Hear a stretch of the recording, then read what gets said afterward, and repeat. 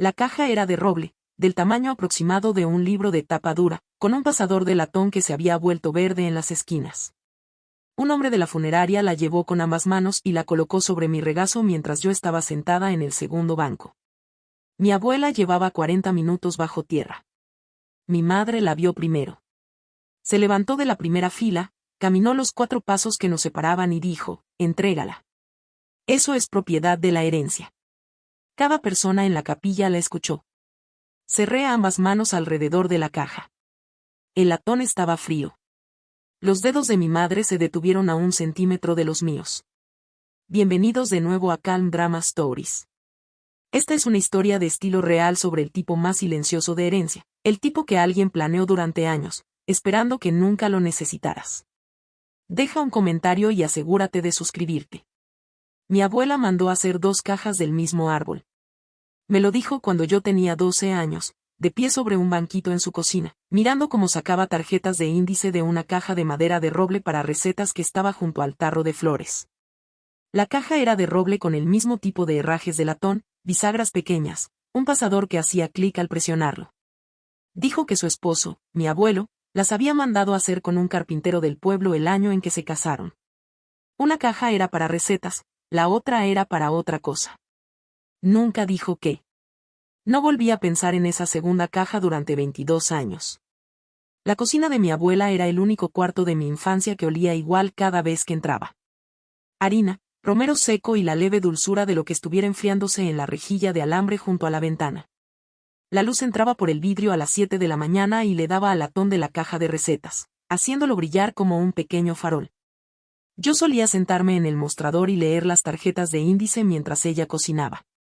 Su letra era precisa, como si le escribiera una carta a alguien que le importaba. Cuando tenía 26 años, mi madre se hizo cargo del cuidado de mi abuela.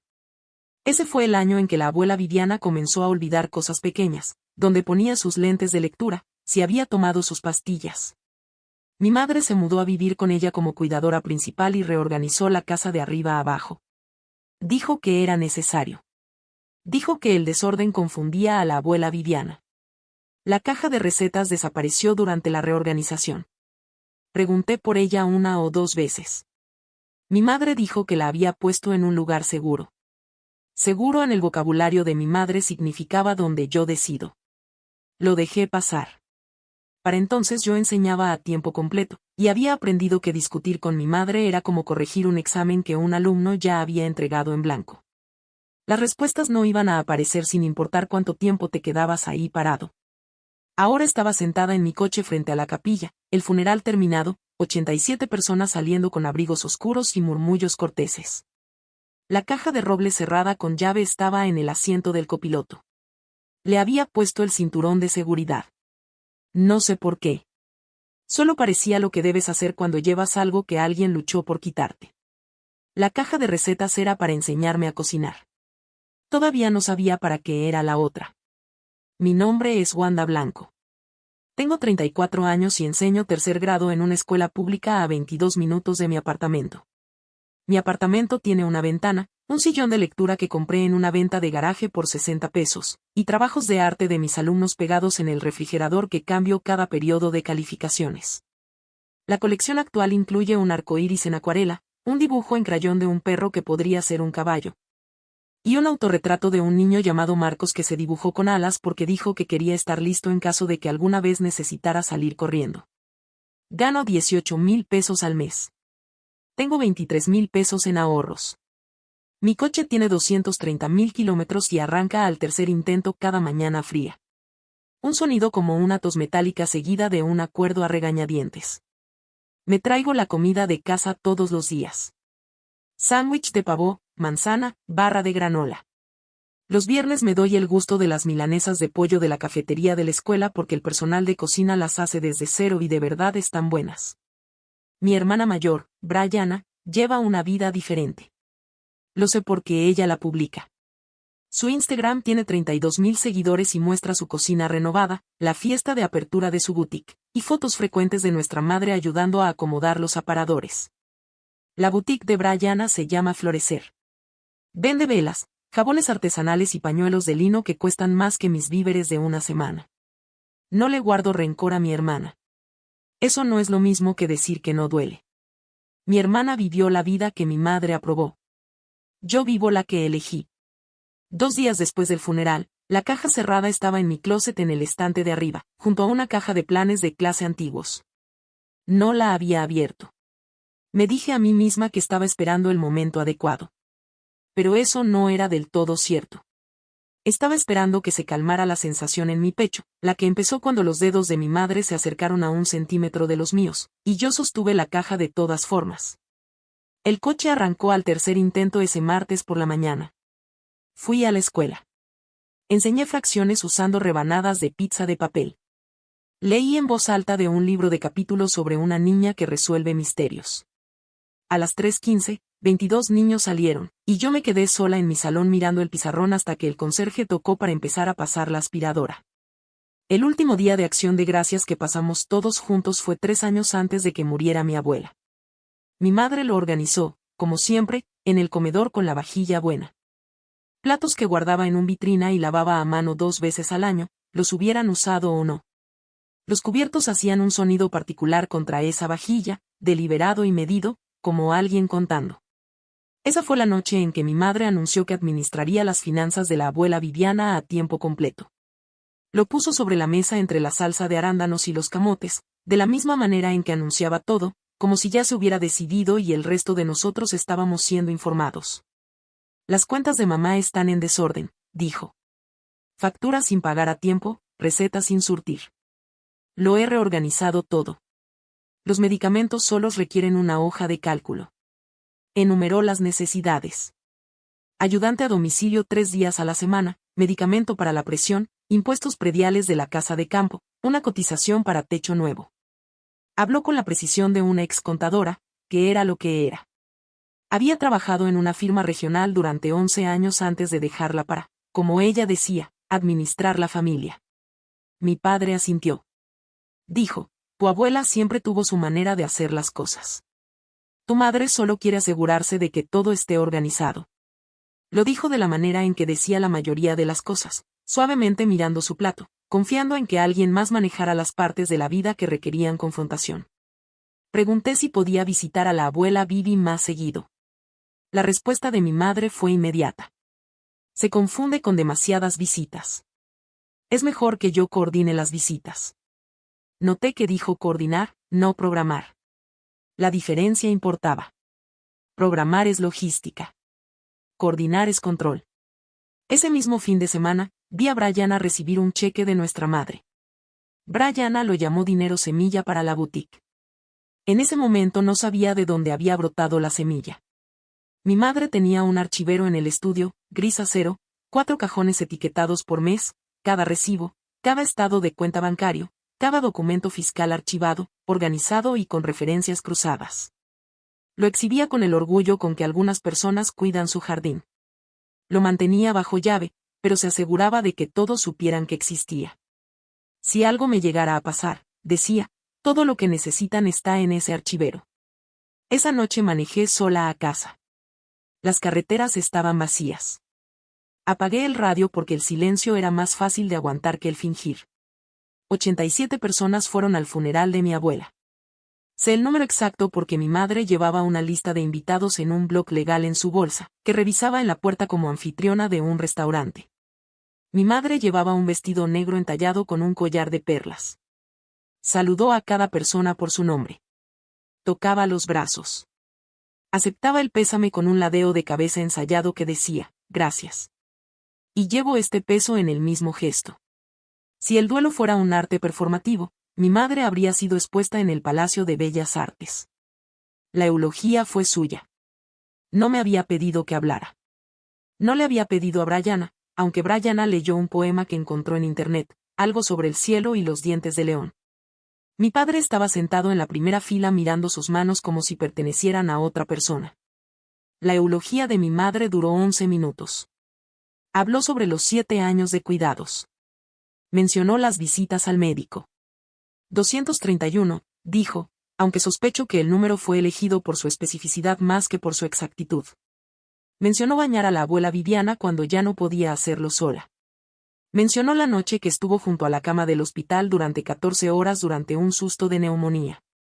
Estas cosas eran verdad. Mi madre sí las hizo. Esa era la parte que hacía todo lo demás más difícil de nombrar.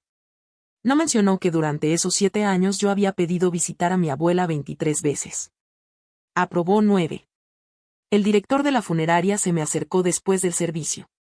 Era un hombre tranquilo, de unos 60 años, con el tipo de colonia que mezclaba cedro con algo medicinal. Se mezclaba con los lirios de los arreglos florales en un olor que probablemente nunca olvidaré. Se inclinó hacia donde yo estaba sentada en el segundo banco y habló en voz baja. Señorita Blanco, su abuela dejó instrucciones específicas con nuestra oficina. Esto debía entregársele a usted y solo a usted.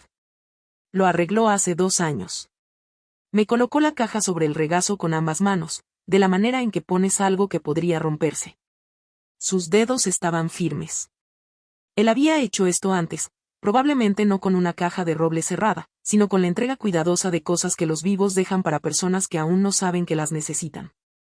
Pesaba menos que un diccionario, y más que cualquier cosa que me hubieran entregado jamás. Mi madre cruzó el pasillo en 4 pasos.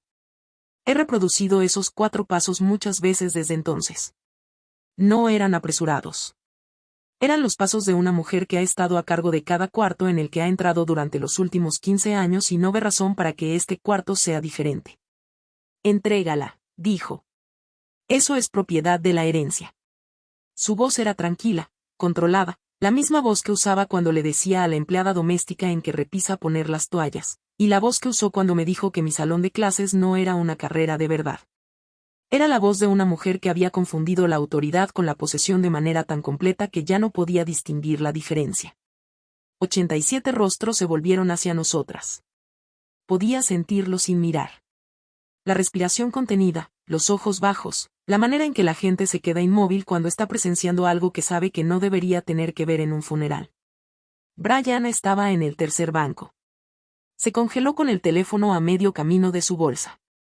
Mi padre miró al suelo. No se movió. Nunca se movió. Soy la albacea de la herencia, dijo mi madre. Su voz seguía tranquila, pero la palabra albacea tenía un filo. De la manera en que una hoja tiene filo cuando se sostiene en el ángulo correcto. Todo pasa por mí. La miré. El director funerario dijo que era para mí, de parte de ella. 7 palabras. No las había planeado. Salieron de la manera en que la respuesta correcta sale de un alumno que no sabía que la sabía. Mi madre extendió la mano hacia la caja. Yo la acerqué a mi pecho. El pasador de latón se presionó contra la parte interior de mi antebrazo. Una fina línea de presión que notaría más tarde en el coche como una leve marca roja.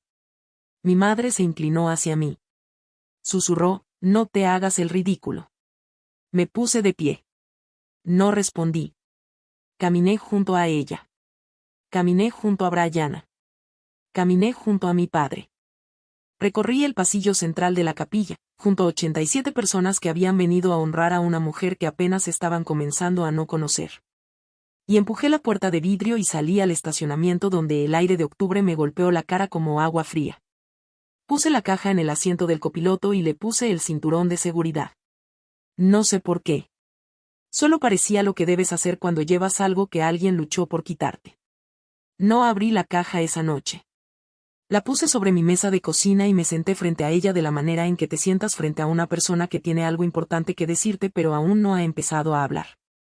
El pasador estaba cerrado con llave, una pequeña cerradura de llave, anticuada, del tipo que ves en joyeros de otra época. Intenté con una horquilla. Tardó 4 segundos. La cerradura hizo clic como un cajón de materiales de salón, un sonido que había escuchado 1000 veces.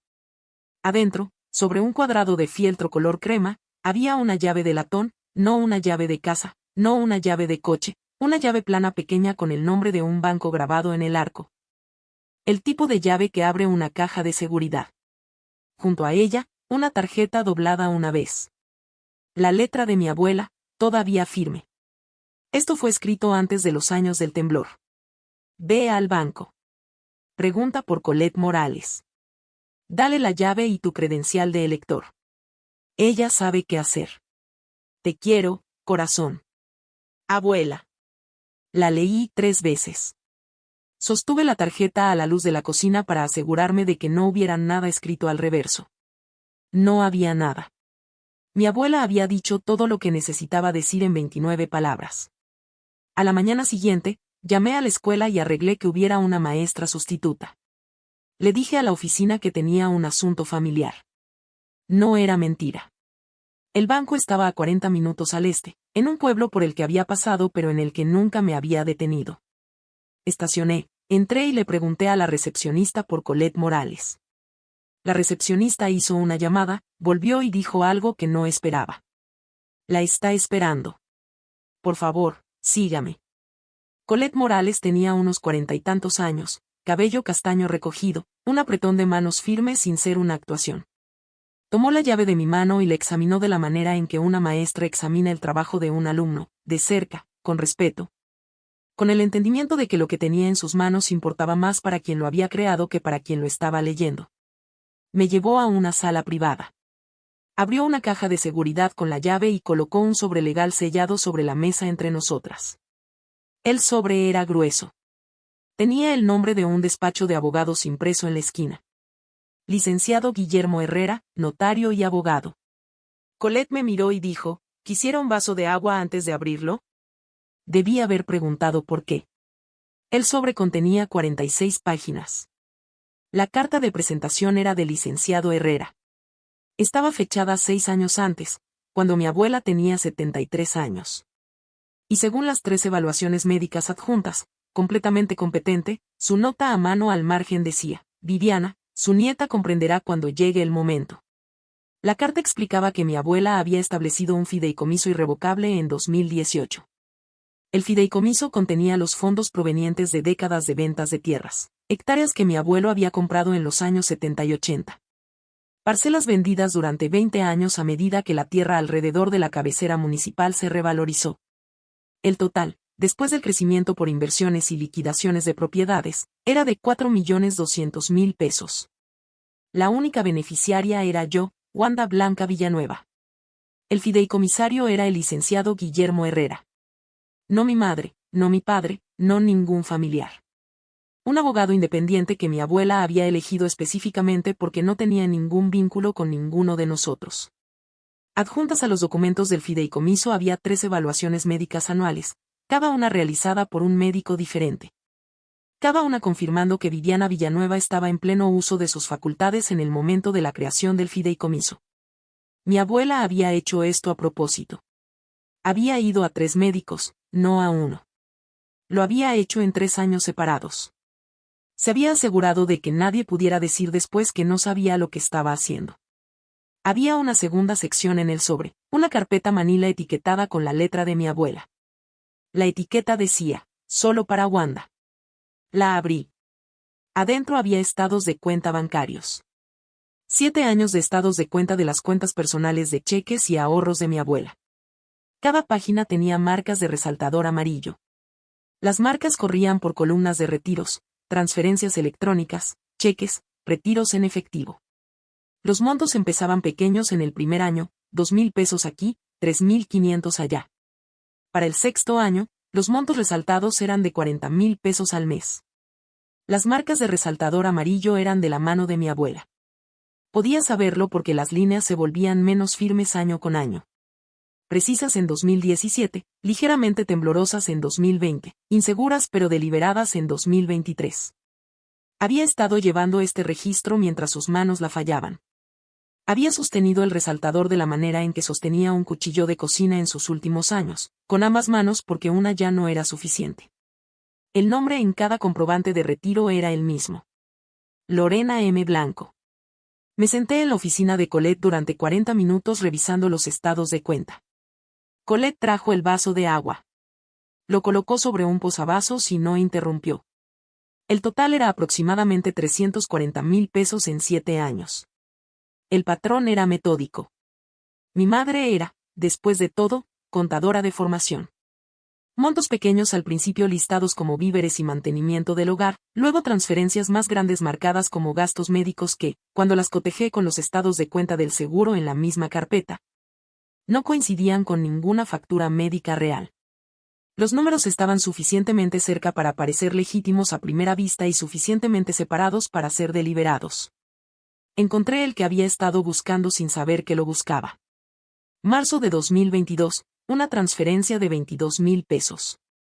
Ese fue el mes en que el depósito del arrendamiento de la boutique de Brian A. era debido. Sabía la fecha porque Brian A. había publicado sobre la firma del contrato en Instagram. La leyenda decía, los sueños no se construyen solos. Le agradeció a nuestra madre. No le agradeció a nuestra abuela. Colette habló por primera vez en 20 minutos.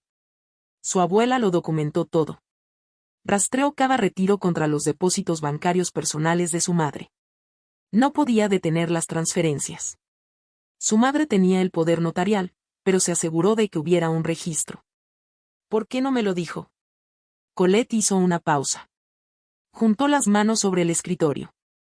Me dijo que usted tenía suficiente en su plato.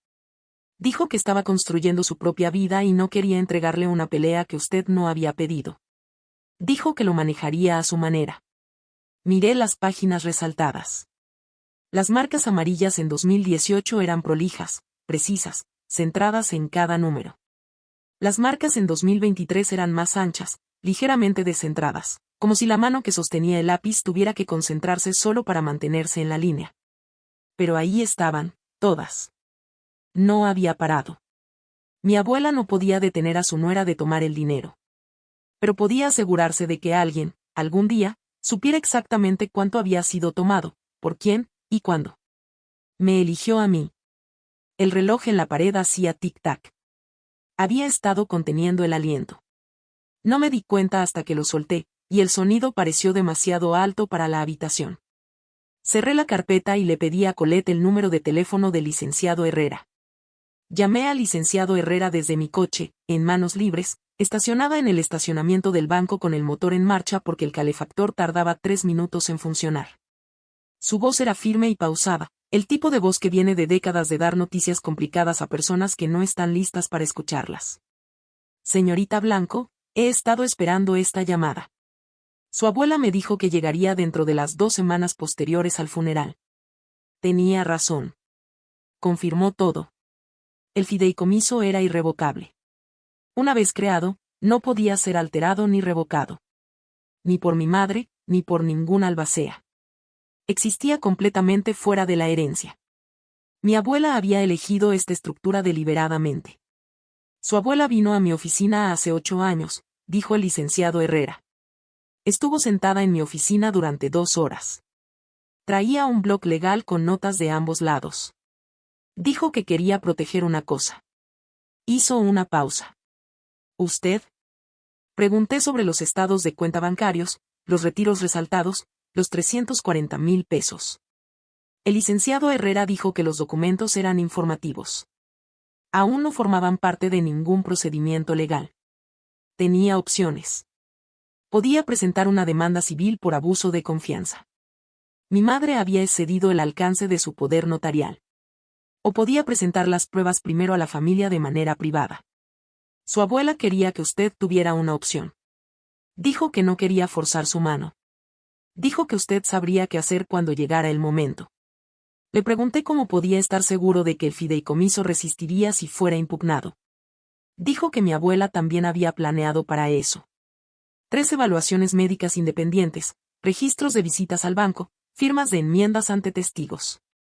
Su abuela no fue solo cuidadosa, dijo. Fue minuciosa. Pasó 2 años haciendo esto a prueba de todo porque sabía que su madre intentaría romperlo. Necesito unos días. Dije. Tómese el tiempo que necesite. El fideicomiso no va a ningún lado. Colgué y me quedé en el estacionamiento. El motor tintineaba. Podía ver mi edificio de apartamentos. Segundo piso, la ventana con los trabajos de arte de los alumnos pegados al vidrio, iluminados desde atrás por la luz del pasillo.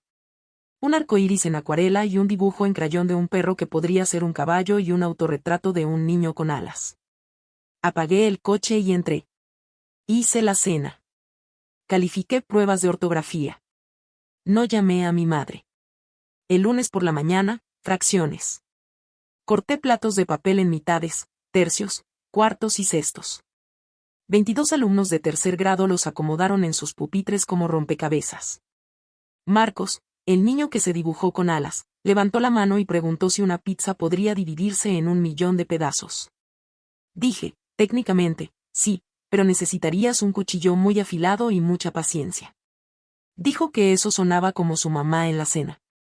A las 10:15, una niña llamada Sofía me dijo que me veía diferente. Está más callada, maestra Wanda. Dije, a veces el silencio es como piensan las personas. Ella aceptó esto con la seriedad de una niña de 8 años que cree que los adultos tienen acceso a información que ella aún no posee. No estaba equivocada. En el almuerzo, comí en mi salón. Sándwich de pavó, manzana, barra de granola. Una colega se detuvo en la puerta. Una maestra de 4º grado llamada Diana, que llevaba 20 años en la escuela. Dijo que había visto la esquela de mi abuela. ¿Estás bien? Asentí. Dije que sí. Diana no insistió.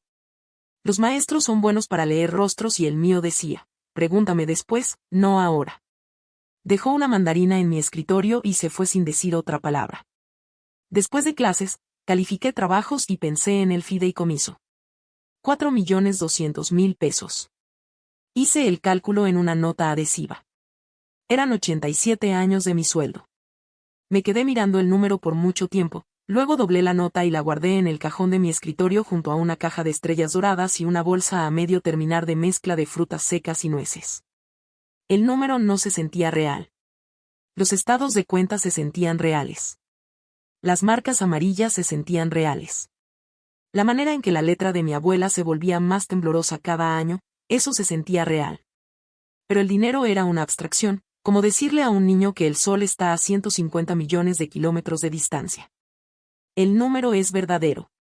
Solo no te ayuda a entender el calor. Llegué a casa e hice el estofado de res de la abuela Viviana de memoria. El que nunca escribió porque decía que algunas cosas deben pasarse de mano en mano, no de página en página. Primero dora la carne. Siempre. Fuego lento para las cebollas. Romero de la planta en el alféizar de la ventana, no del frasco del gabinete. El apartamento olía como su cocina a las 6:30. Comí sola en la mesa donde la caja de roble había estado 2 días antes. La silla frente a mí estaba vacía, pero el olor no. El buzón de voz empezó un martes, 4 días después del funeral. El primero era tranquilo. La voz de mi madre era mesurada, profesional, el mismo tono que usaba cuando llamaba a la aseguradora o programaba una cita con el médico. Wanda, el abogado de la herencia necesita que se haga un inventario de todas las pertenencias personales de mamá. La caja es parte de ese proceso. Por favor, tráela a la casa esta semana. Gracias. Dijo, gracias. De la manera en que la gente dice esta conversación terminó. Miércoles, un mensaje de texto de Brianna. Mamá está muy molesta. ¿No puedes simplemente darle la caja? No vale la pena la pelea. Llámame. Jueves, buzón de voz, también. Menos tranquilo. Wanda, no sé qué crees que hay en esa caja, pero todo lo que está en la herencia de mamá pasa por mí. Soy la albacea. Ya contacté al abogado de la herencia. Si no cooperas, él se pondrá en contacto directamente. El viernes por la tarde, mi padre llamó no desde el teléfono de la casa, desde su celular, lo que significaba que estaba en su camioneta. Lo que significaba que había salido de la casa para hacer la llamada donde mi madre no pudiera escucharle. Wanda, hijita, una pausa. Tu madre no está durmiendo. Está en el teléfono con el abogado cada mañana. ¿No puedes hablar con ella? Solo una conversación. Eso es todo lo que está pidiendo. Eso no era todo lo que estaba pidiendo. Mi madre no hacía llamadas telefónicas para conversar. Las hacía para obtener resultados. No contesté ninguna. Ni el mensaje de texto de Brianna. Ni los buzones de voz de mi madre. Ni la llamada cuidadosa y silenciosa del viernes de mi padre. Puse mi teléfono en la encimera de la cocina boca abajo junto a una pila de pruebas de ortografía de tercer grado y lo dejé vibrar. Vibró 11 veces esa semana. Contesté 0. Mi madre había pasado 7 años controlando cuando podía ver a mi abuela. 7 años decidiendo qué visitas estaban aprobadas, qué llamadas telefónicas estaban permitidas, a qué días festivos me invitaban y cuáles me enteraba después por el Instagram de Brianna. 7 años administrando el acceso de la manera en que el administrador de un edificio controla quien obtiene una tarjeta de acceso. Ella podía esperar. Califiqué las pruebas de ortografía en su lugar. 22 alumnos, 18 palabras cada uno. Marcos escribió necesario con 2 eses. Sofía escribió hermoso correctamente y dibujó una pequeña flor al lado. Puse una estrella dorada en ambas porque el esfuerzo es esfuerzo y porque había aprendido esa semana que las personas que notan las cosas no siempre son las que las escriben bien. 3 semanas después de abrir la caja, llegó una carta certificada. Estaba parada en el buzón a las 7:15 de la mañana, todavía con el abrigo con el que iba a la escuela, llaves en una mano y un termo de café en la otra. La tarjeta verde del correo estaba dentro de la bandera del buzón. El sobre era blanco, tamaño oficio, con la dirección de retorno de un despacho que no conocía. Wagner y Asociados, abogados. La carta tenía 2 páginas. Estaba dirigida a mí, pero estaba escrita para mi madre. El lenguaje era formal y específico. Declaraba que Viviana Villanueva había sido diagnosticada con deterioro cognitivo leve en 2019. Declaraba que cualquier fideicomiso creado por Viviana durante un periodo de capacidad disminuida podría estar sujeto a impugnación legal. Exigía la divulgación completa de todos los documentos del fideicomiso, designaciones de beneficiarios y comunicaciones con el fideicomisario. Mi madre no estaba impugnando el fideicomiso como albacea. Lo estaba impugnando como familiar preocupado que protege la integridad de la herencia. La distinción era legal. La intención era personal. Me quedé en el buzón y lo leí 2 veces. Mis manos no temblaron. Había pasado 15 años viendo a mi madre controlar cada cuarto en el que entraba. Este era solo un cuarto más grande. Llamé al licenciado Herrera desde mi coche antes de salir del estacionamiento. Presentó una demanda. Dije. Lo sé. Recibí una copia esta mañana. Su voz era la misma que antes. Firme, mesurada, la voz de un hombre que construye muros de por vida y no se sorprende cuando alguien intenta derribar uno. Lo anticipamos. Por eso su abuela obtuvo 3 evaluaciones de competencias separadas. Por eso eligió un fideicomisario independiente. Construyó este fideicomiso de la manera en que un carpintero construye una casa en una zona de huracanes, con la tormenta ya en mente. ¿Qué hago? Usted responde a través de mí. Tenemos las evaluaciones médicas, los registros bancarios, las enmiendas del fideicomiso que ella firmó en persona. Su argumento es que estaba en declive. Nuestra evidencia es que estaba planeando. Hizo una pausa. Ella se preparó para esto, Wanda. La pregunta es, ¿está usted preparada para lo que viene después? Dije, sí. Era la primera vez en mi vida que no estaba segura de estar diciendo la verdad. Cuando estaba parada en mi buzón sosteniendo esa carta certificada, pensé en cada vez que había dejado que alguien más escribiera la historia de quién era yo. Si alguna vez has sido la persona en tu familia que se callaba porque creías que la paz importaba más que ser escuchada, quiero que sepas algo. La paz no es silencio. Es elegir cuándo hablar. Dale al botón de suscribir si esta historia te está llegando al corazón. Deja un comentario y dime, ¿alguna vez has tenido que plantarle cara a la persona que te crió? La oficina del licenciado Herrera estaba en el 2º piso de una casa victoriana adaptada en el centro del pueblo. Las escaleras crujían. La sala de espera olía a tapete viejo y cera para muebles con aroma a limón. Su sala de conferencias tenía libros de leyes del suelo al techo, un helecho en la esquina que necesitaba agua, y una mesa grande para 8 personas, pero puesta para 2. Tenía carpetas extendidas sobre la superficie. 3 evaluaciones médicas en fundas de plástico transparente. Registros bancarios en orden cronológico. Enmiendas del fideicomiso con firmas notariadas. Registros de cámaras de seguridad del banco mostrando a mi abuela entrando y saliendo en 4 ocasiones separadas entre 2018 y 2021. Su abuela no fue solo cuidadosa, dijo el licenciado Herrera, deslizando los registros de cámaras hacia mí. Entró a este banco 4 veces en persona para revisar el fideicomiso. Firmó cartas de enmienda cada vez. El oficial de fideicomisos del banco testificará que Viviana estaba lúcida, involucrada, y hacía preguntas detalladas sobre la asignación de activos. ¿Qué argumentará el abogado de mi madre? Deterioro temprano. Señalarán el diagnóstico de 2019 y argumentarán que cualquier documento legal creado después de esa fecha es sospechoso. Golpeó las evaluaciones médicas. 3 médicos, 3 años separados. Cada uno confirmó la competencia cognitiva en el momento de la creación del fideicomiso y las revisiones posteriores. El abogado de Lorena puede argumentar lo que quiera. El expediente documental dice otra cosa. Abrió la carpeta Manila, los estados de cuenta bancarios, el documento de poder notarial. Su madre tenía autorización para administrar los gastos ordinarios de vida, no transferencias a cuentas personales, no depósitos de 22,000 pesos para financiar el negocio de su hermana. El lenguaje es preciso y su abuela se aseguró de eso. Miré los estados de cuenta. Las marcas amarillas eran metódicas, consistentes. Mi abuela había rastreado cómo le tomaban su propio dinero, no porque pudiera detenerlo, sino porque quería que alguien supiera. Quiero una reunión, dije. Todos en el mismo cuarto. Brianna, mi padre, mi madre, su abogado, usted. El licenciado Herrera levantó una ceja.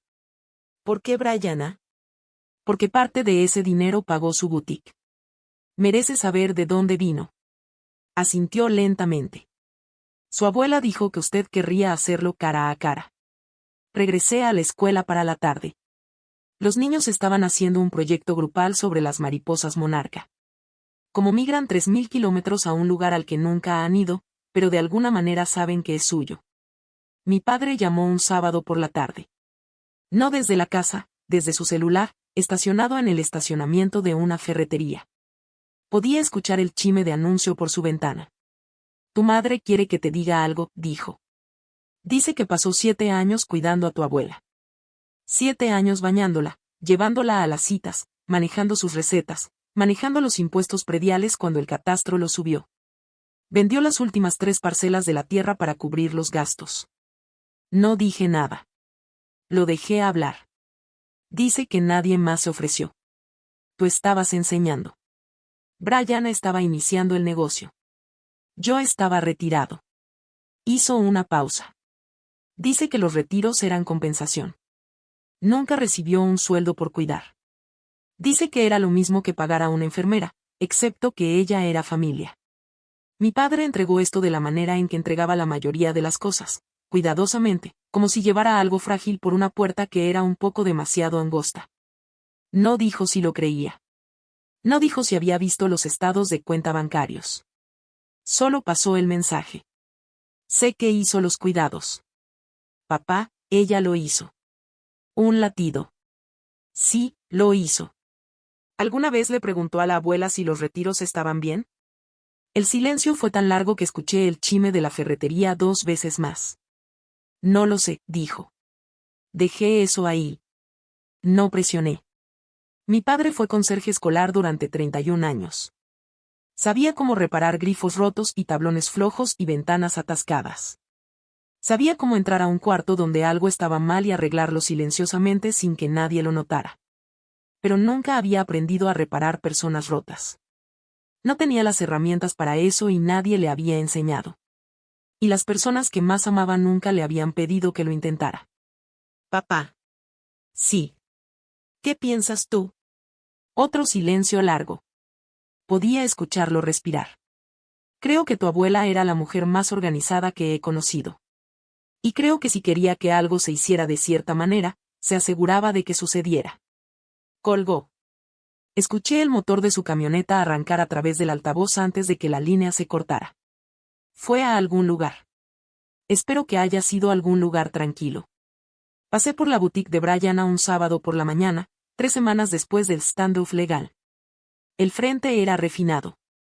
Fachada de ladrillo blanco, letras doradas en el vidrio que decían florecer en una tipografía que probablemente le costó a alguien 5,000 pesos. Por la ventana, podía ver a Brianna acomodando una exhibición de velas en un estante de madera recuperada. Llevaba un suéter de cachemir color avena, y su cabello recogido con una peineta que sospechaba costaba más que mi pago del coche. No entré. Estacioné al otro lado de la calle e hice los cálculos. El depósito del arrendamiento de la boutique 22,000 pesos. Marzo de 2022, la renovación. Había visto el camión del contratista afuera durante 6 semanas la primavera anterior, y Brianna había publicado las fotos del antes y el después. Basándome en el alcance del trabajo, estimé de 40 a 50,000. Inventario del primer año, las velas artesanales, los pañuelos de lino, los jabones artesanales que venían en empaque diseñado para verse rústico pero fabricado en una instalación en Querétaro. Otros 25 a 30,000 al menos. Eso era cerca de 100,000 pesos en costos de inicio.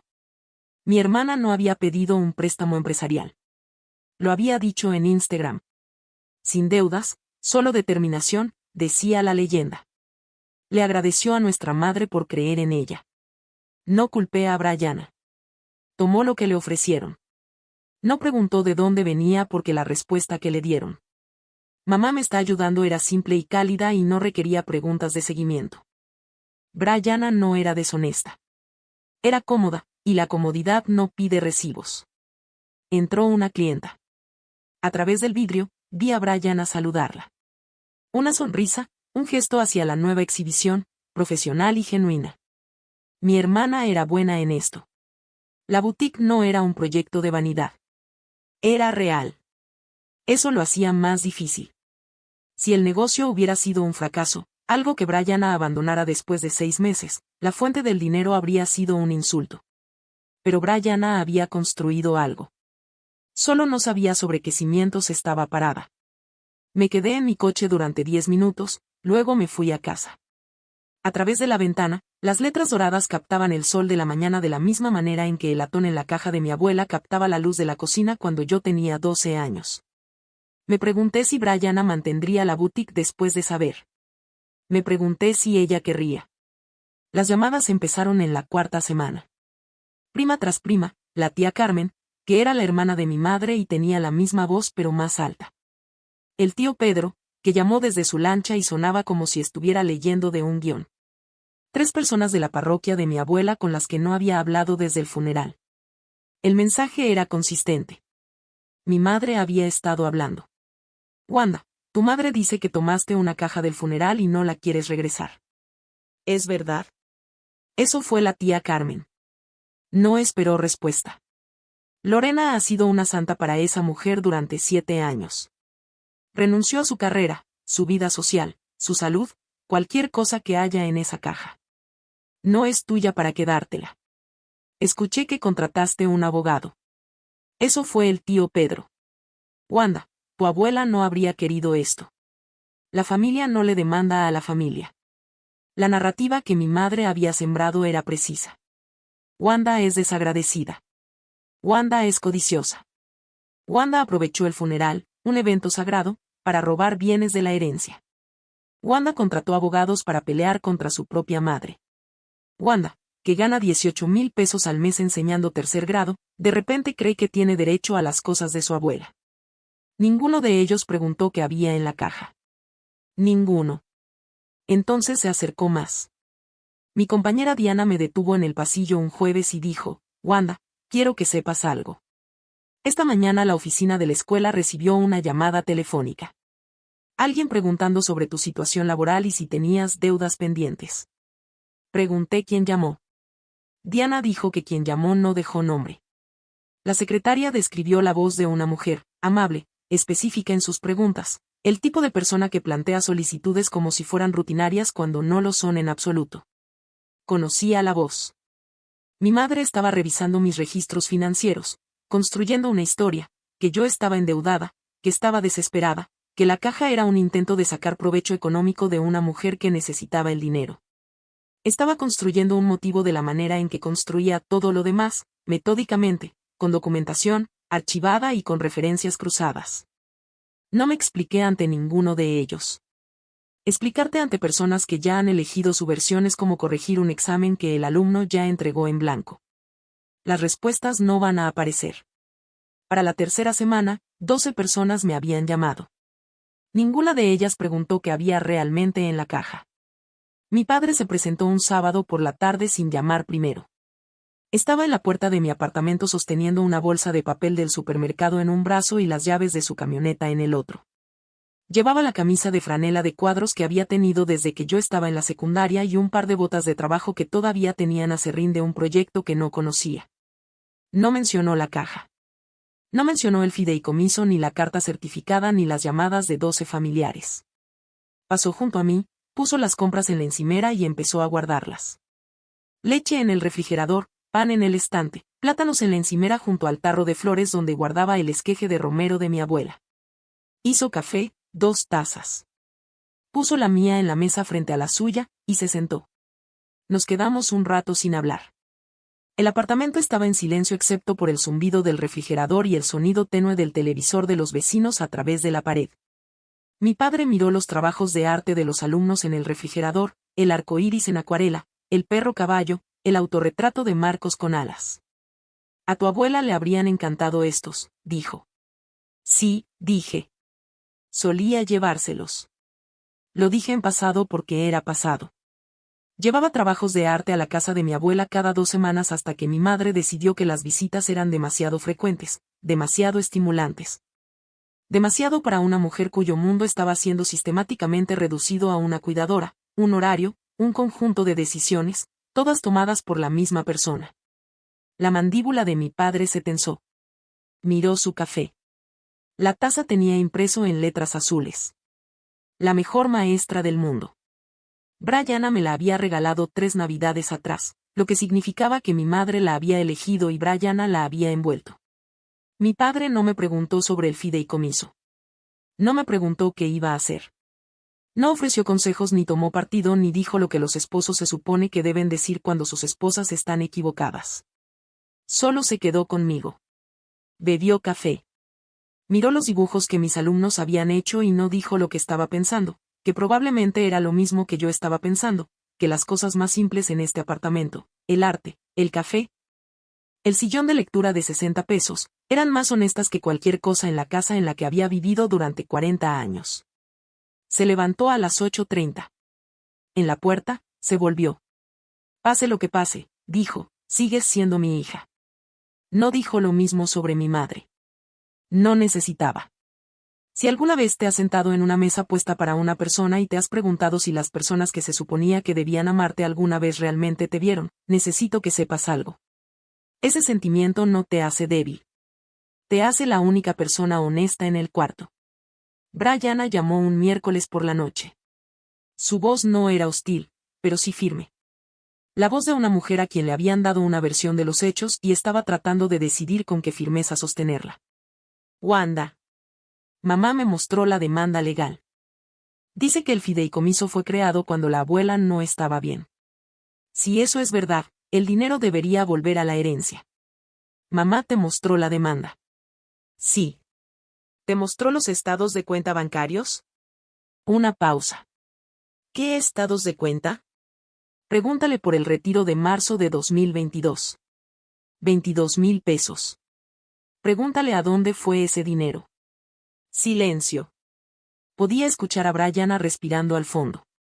El sonido tenue de algo. Campanillas de viento tal vez. Estaba en su terraza. ¿De qué estás hablando, Wanda? El mes en que era debido el depósito de tu boutique. Pregúntale a mamá de dónde vino el dinero. Luego pregúntate si todavía quieres que se anule el fideicomiso. Colgó. No sé si estaba enojada o asustada o confundida. Probablemente las 3 cosas. De la manera en que las sientes todas cuando el suelo debajo de algo que construiste empieza a moverse y te das cuenta de que los cimientos nunca fueron tuyos. Me quedé sola en mi apartamento esa noche, la caja de roble cerrada, ahora vacía, estaba en mi estantería entre un ejemplar de la telaraña de Carlota y una carpeta de planes de clase. Se veía más pequeña de lo que había parecido en la capilla, más ligera, pero más difícil de mirar porque las cosas vacías a veces cargan más peso que las llenas. Pensé en las palabras de mi padre de aquella acción de gracias 3 años atrás. Tu abuela siempre tuvo su manera de hacer las cosas. Lo había dicho como un hecho. No había sabido que era una profecía. Mi abuela no solo me dejó dinero. Me dejó pruebas. Y las pruebas son algo más pesado de cargar que una caja. Porque el dinero es un número. Las pruebas son una decisión. Se sientan en tus manos y esperan a que decidas qué hacer con ellas. Y no les importa si estás lista. Y no desaparecen solo porque las pongas en un estante e intentes llevar una vida normal. La planta de romero en el alféizar seguía verde. La regué antes de dormir. Me reuní con el licenciado Herrera en su oficina un viernes por la tarde. El helecho en la esquina había sido regado desde mi última visita, lo que tomé como una buena señal. Tenía las carpetas extendidas sobre la mesa en el orden en que planeaba presentarlas. Evaluaciones médicas primero, luego los registros de seguridad del banco, luego las enmiendas del fideicomiso, luego los estados de cuenta bancarios. Al final de la mesa en una carpeta por sí sola estaba el documento del poder notarial. El lenguaje es preciso, dijo el licenciado Herrera, tocando el poder notarial. Lorena estaba autorizada para administrar los gastos ordinarios de vida, víveres, medicamentos, facturas de servicios. El documento no autoriza transferencias a cuentas personales, inversiones de capital ni donaciones a terceros. Los 22,000 pesos a su hermana, eso es un abuso de confianza por el libro. ¿Intentará el abogado de Lorena argumentar que era compensación por cuidados? Lo intentará, pero la compensación requiere ya sea un acuerdo escrito entre el cuidador y la persona atendida, o la aprobación de un juez. Ninguno existe. Lorena nunca le pidió permiso a su abuela. Nunca presentó una solicitud. Simplemente lo tomó. Hizo una pausa. Y lo archivó en su propio archivero por mes con recibos. La ironía no se le escapó a ninguno de los dos. El meticuloso mantenimiento de registros de mi madre, lo de lo que estaba más orgullosa, el archivero al que hacía referencia como un trofeo, era exactamente lo que hacía la evidencia incontestable. Había organizado su propio expediente. Su argumento se reduce a una cosa, dijo el licenciado Herrera. Capacidad mental. Si pueden probar que su abuela estaba en declive cuando se creó el fideicomiso, todo lo demás se derrumba. Pero tenemos 3 médicos y un oficial bancario que dicen lo contrario. Deslizó una hoja de papel sencilla sobre el escritorio, escrita a mano. La letra de mi abuela, más temblorosa que la nota en la caja, pero legible. Su abuela escribió esto 6 meses antes de morir. Me pidió que se lo entregara a usted en el momento correcto. Me miró. Creo que este es el momento. Lo leí. No le diré qué decía. Todavía no. Pero puedo decirle que cuando terminé de leerlo, puse el papel, presioné ambas palmas planas sobre la mesa y me quedé así durante 1 minuto completo. El licenciado Herrera no interrumpió. Doblé la carta y la puse en el bolsillo de mi abrigo junto a mis llaves del coche y una estrella dorada que había olvidado quitar. Program la reunión, dije. Todos en el cuarto. La noche antes de la reunión, me senté en mi mesa de cocina con la carta de mi abuela. La letra era familiar, pero disminuida. Los mismos trazos fuertes comprimidos en un espacio más pequeño, como si su mano hubiera tenido que trabajar más para decir las mismas cosas. La tinta era azul. Una esquina del papel estaba ligeramente manchada, de la manera en que queda cuando alguien apoya la muñeca en tinta húmeda antes de que se seque. Había estado escribiendo despacio. Les diré lo que decía la carta porque mi abuela habría querido que lo hiciera. Escribió que sabía lo que Lorena había estado haciendo. Lo había sabido por años. Lo había rastreado no porque esperara confrontar a Lorena. Sabía por entonces que confrontarse con Lorena era como discutir con una puerta cerrada con llave, sino porque quería que alguien tuviera la verdad después de que ella se fuera. Escribió que eligió no pelear públicamente porque no quería que mi padre quedara atrapado en el medio. Rodrigo es un buen hombre que se casó con una mujer difícil. Escribió, eso no es un crimen. Es una pena.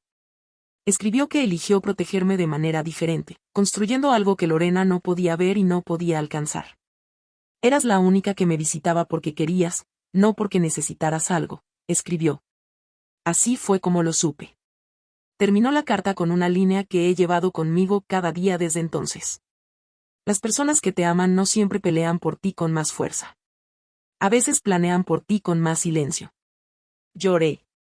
Era la primera vez desde el funeral. No de manera dramática. No puse la cabeza en la mesa ni hice ningún sonido. Simplemente me quedé ahí y lo dejé pasar de la manera en que pasa la lluvia, sin anuncio, sin disculpa. Las lágrimas cayeron en la mesa y las sequé con la manga de mi sudadera. Y eso fue todo. Me lavé la cara. Saqué la ropa para la mañana siguiente. El blazer azul marino que uso para las conferencias de padres y maestros. Era lo más formal que tenía. Suficientemente bueno para reunirme con los padres. Suficientemente bueno para reunirme con la verdad. Puse mi alarma a las 6. No estaba nerviosa. Era algo más difícil de nombrar. El sentimiento que tienes cuando te das cuenta de que alguien que te amó creyó en un día que aún no habías vivido. Y ahora el día está aquí. Y tienes que ser la persona que ellos vieron cuando te miraban. La sala de conferencias del licenciado Herrera. Las 10 de la mañana. La mesa puesta para 7. En un lado, mi madre con un blazer color grafito, su abogado, el licenciado Benítez, un hombre de unos 50 años con una calva que compensaba con una corbata cara, y Brianna, que estaba sentada entre ellos como alguien esperando un tren que no estaba segura de querer abordar. En el otro lado, yo con mi blazer azul marino de conferencias de padres y maestros, y el licenciado Herrera con 4 carpetas dispuestas frente a él como si fueran cubiertos. Mi padre se sentó en la cabecera de la mesa. No le habían pedido que se sentara ahí. Él lo eligió. Lo noté. El licenciado Benítez habló primero. Era eficiente y ensayado. Dijo que Viviana Villanueva había sido diagnosticada con deterioro cognitivo leve en 2019. Dijo que cualquier instrumento legal creado después de esa fecha debía ser revisado en cuanto a su validez.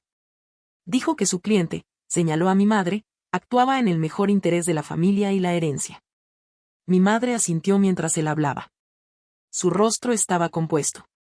Parecía una mujer en una junta directiva, no una mujer sentada frente a su hija con 7 años de estados de cuenta bancarios entre ellas. El licenciado Herrera abrió la primera carpeta. Colocó 3 evaluaciones médicas sobre la mesa. 2018, 2019, 2020. 3 médicos diferentes. Leyó en voz alta las declaraciones finales. Cada una confirmaba que Viviana Villanueva estaba en pleno uso de sus facultades en el momento del examen. Orientada en tiempo, lugar y persona, demuestra capacidad de toma de decisiones consistente. Sin evidencia de influencia indebida. El licenciado Benítez dijo que las evaluaciones podrían haber sido realizadas durante periodos de lucidez y no reflejaban el declive general. El licenciado Herrera abrió la segunda carpeta. Registros de seguridad del banco. 4 visitas entre 2018 y 2021. Con sello de hora y fecha. La firma de Viviana en enmiendas del fideicomiso durante cada visita. El oficial de fideicomisos del banco testificará que la señora Villanueva hizo preguntas detalladas sobre la asignación de activos. El licenciado Herrera dijo que trajo un bloc legal con notas. Mi madre se movió en su silla. El licenciado Herrera abrió la tercera carpeta. Los estados de cuenta bancarios, 7 años, marcas amarillas. Los colocó en el centro de la mesa frente a mi madre. La señora Blanco transfirió aproximadamente 340,000 pesos de las cuentas de Viviana durante 7 años. Dijo, el poder notarial autorizaba los gastos ordinarios de vida. Estas transferencias no califican. Se volvió hacia mi madre. Señora Blanco, su suegra rastreó cada retiro. Relacionó cada transferencia con sus depósitos bancarios personales. Usó su propio sistema mensual, organizado por categoría. Hizo una pausa. Era minuciosa porque usted le enseñó a hacerlo. La sala estaba en silencio. Brianna estaba mirando el estado de cuenta de marzo de 2022. Vi cómo sus ojos encontraban el número. 22,000 pesos. Vi cómo su boca se abría ligeramente y luego se cerraba. Lo sabía. No lo había sabido antes, pero lo sabía ahora. Las manos de mi padre estaban planas sobre la mesa, los dedos ligeramente extendidos. De la manera en que presionas las manos sobre algo cuando necesitas sentir que es sólido. Miraba los estados de cuenta bancarios. No habló. El licenciado Benítez se inclinó y le susurró algo a mi madre. El rostro de mi madre cambió. No fue culpa, no fue enojo. Era la expresión de alguien que acaba de darse cuenta de que la defensa en la que había construido toda su identidad. Me sacrifiqué. Cuidé. Me lo gané. Se está derrumbando en una sala llena de personas que pueden ver el derrumbe suceder en tiempo real. No dijo nada. La puerta de la sala de conferencias se abrió. Una mujer de unos 50 años entró, todavía con su abrigo de invierno. Su nombre era Margarita. Había sido la empleada doméstica de mi abuela durante los últimos 2 años de su vida, contratada por mi madre, pagada de las cuentas de mi abuela, pero leal de una manera que el dinero no puede comprar ni borrar. El licenciado Herrera la había invitado. Mi madre no lo sabía. Margarita se paró al final de la mesa. Miró brevemente a mi madre, luego apartó la vista. Habló directamente a la sala. Viviana me pidió que estuviera aquí. Usó esas palabras exactas 4 meses antes de fallecer. Dijo, si alguna vez Wanda tiene que sentarse en una sala llena de personas que no le creen, quiero que haya alguien ahí que haya visto lo que yo vi. Margarita explicó que mi abuela había estado lúcida en sus últimos años. No siempre, no todos los días, pero lo suficiente. Lo suficiente para notar los estados de cuenta bancarios llegando en sobres que su nuera abría primero. Lo suficiente para pedirle a Margarita que enviara una carta a la oficina del licenciado Herrera sin que Lorena lo supiera. Lo suficiente para decir un martes por la tarde mientras Lorena estaba en la farmacia, Margarita, mi nuera está tomando mi dinero. No puedo detenerla, pero puedo asegurarme de que mi nieta sepa. Las manos de Margarita temblaban. No era oradora pública. Era una mujer que había bañado a una anciana y le había leído y le había traído té y había guardado un secreto porque se lo pidió a alguien que le confió lo único que le quedaba, la verdad. Brian estaba llorando, no en voz alta. Sus hombros se movían ligeramente, y presionaba un pañuelo en la nariz sin mirar a nadie. Mi padre seguía mirando la mesa, pero su mandíbula estaba tensa de una manera que no había visto desde que era niña. Me puse de pie. No levanté la voz. Desdoblé la carta de mi abuela y leí el párrafo final en voz alta. No le dejo este dinero a Wanda porque lo necesita. Se lo dejo porque es la única persona en esta familia que nunca me pidió nada. Y eso es exactamente porque se lo merece. La sala estaba en silencio. Margarita se apretó el abrigo. Brianna miró al techo. Mi padre me miró. Realmente me miró. De la manera en que miras a alguien cuando te das cuenta de que has estado viendo su silueta durante años y solo ahora estás completando los detalles. Mi madre se quedó muy quieta. No se disculpó. No explicó.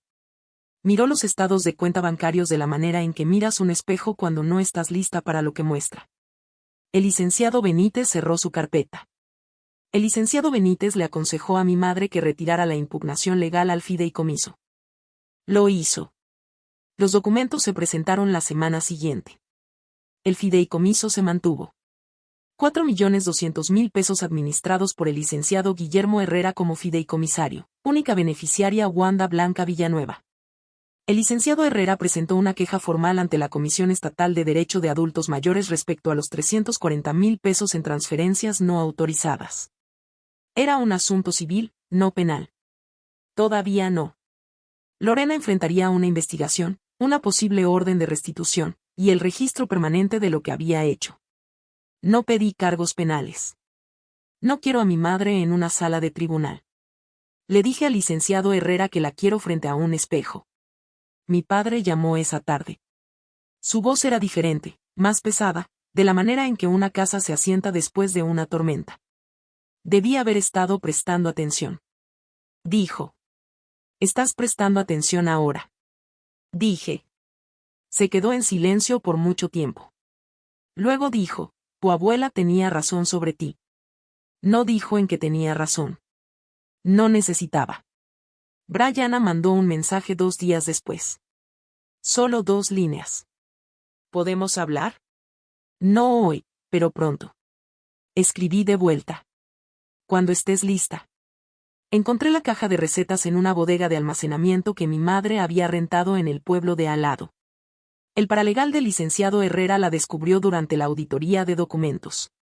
Lorena había trasladado varios objetos personales de mi abuela ahí después del funeral, presumiblemente para controlar lo que quedaba del inventario de la herencia. La caja de recetas estaba en un estante entre 2 cajas de cartón de ropa de cama vieja. La llevé a casa. La abrí en mi encimera de la cocina. Las tarjetas de índice seguían adentro. La letra precisa de mi abuela, recetas de estofado de res, pan de elote, pastel de limón, el pay de ruibarbo que hacía cada junio. Debajo de la última tarjeta, escrito a mano en la parte interior de la tapa, había una nota. La caja de roble es para el banco. La caja de recetas es para tu corazón. Puse la caja de recetas junto al tarro de flores en mi encimera en el mismo lugar donde mi abuela la había tenido en su cocina durante 40 años. Los herrajes de latón captaron la luz de la cocina desde la ventana de la manera en que siempre lo habían hecho, un pequeño resplandor, cálido y constante. Aproximadamente a las 7 de la mañana, 2 cajas del mismo árbol. Una era para lo que me debían. La otra era para lo que me habían dado. 6 meses después, sigo enseñando tercer grado. No renuncié. No tomé una licencia sabática. No me mudé a la playa ni compré un deportivo ni publiqué fotos de mi nueva vida en ninguna plataforma de redes sociales. Volví a la escuela el lunes después de la reunión y enseñé fracciones y leí en voz alta de libros de capítulos y puse estrellas doradas en pruebas de ortografía porque eso es lo que hago y eso es quien soy. Y 4 millones no cambia las partes de ti que nunca tuvieron que ver con el dinero en primer lugar. Compré una casa, pequeña, 2 recámaras, un porche, un jardín con huerto. Lo primero que planté fue romero porque la cocina de mi abuela siempre olía a romero. Y porque algunas deudas se pagan, no en pesos, sino viviendo de la manera que alguien te enseñó a vivir. Establecí un fondo de becas en mi escuela, el Fondo Viviana Villanueva, para alumnos que necesitan libros y útiles escolares. Marcos fue el primer beneficiario. Usó el dinero para comprar un set de lápices de colores y un cuaderno de bocetos. Se volvió a dibujar a sí mismo, todavía con alas, pero esta vez estaba parado en el suelo. Sigo manejando el mismo coche. Sigue arrancando al tercer intento. Algunas cosas las guardas porque te recuerdan quién eras antes de tener opciones. Brianna visitó 2 veces. Nos sentamos en mi porche y tomamos café y no hablamos de la boutique y no hablamos de los estados de cuenta bancarios y no fingimos que todo estaba bien. Hablamos del pastel de limón de la abuela Viviana y si alguna de las dos tenía la receta correcta. Todavía no somos cercanas, pero la puerta está abierta y ninguna de las dos la ha cerrado. Mi padre viene a cenar todos los domingos. Trae víveres. Los guarda de la misma manera cada vez. Leche en el refrigerador, pan en el estante, plátanos en la encimera. Nunca menciona a mi madre. Trae la taza de café que dice la mejor maestra del mundo de su casa porque dice que el café sabe mejor en ella.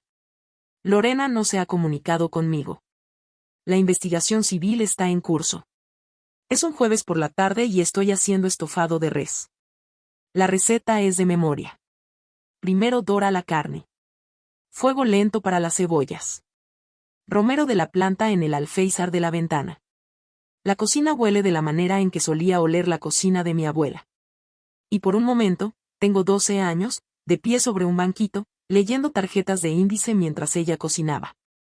En el refrigerador, pegada junto al dibujo más nuevo de Marcos, hay una tarjeta que me hizo la semana pasada.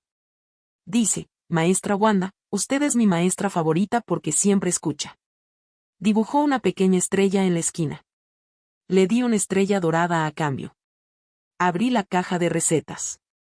Adentro, debajo de la receta del pastel de limón y la receta del pan de elote y la receta del pey de ruibarbo, hay una nota más. La he leído muchas veces, pero la leo de nuevo esta noche porque algunas cosas no se desgastan con la lectura. Wanda, no necesitas una caja para saber lo que es tuyo. Lo llevas contigo. Abuela. Cierro la tapa y la vuelvo a poner en la encimera.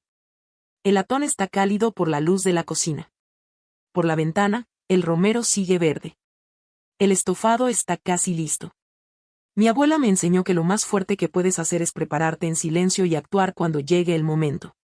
Si esta historia te movió, suscríbete a Calm Drama Stories para más historias familiares de estilo real. Hay una historia nueva cada semana en la descripción de abajo.